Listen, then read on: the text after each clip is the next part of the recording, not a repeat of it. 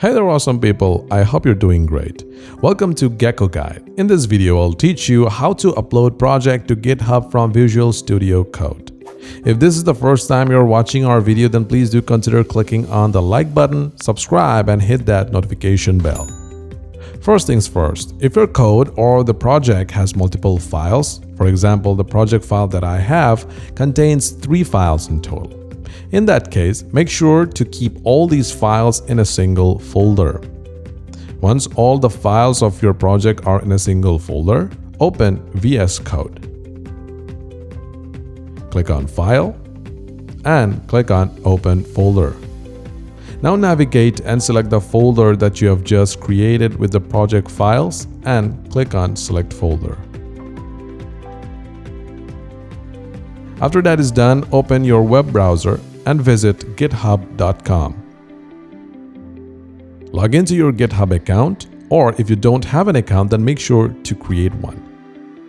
Once logged in, click on the profile icon of your account and click on Your Repositories.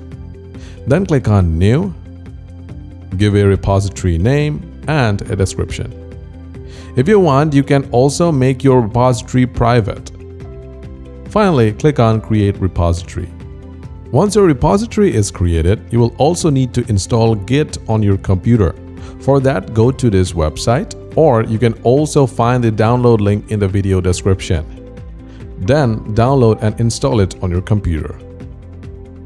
Now go back to VS Code, click on Terminal, and then New Terminal.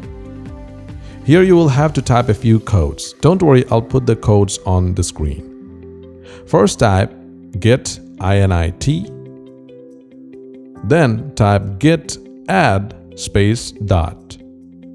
Now type git commit space dash am and just type in a name. After that is done, go to your GitHub repository and copy the web address of the repository that you have just created. Go back to VS Code and type the following command: git remote add origin, paste the repository address, .git.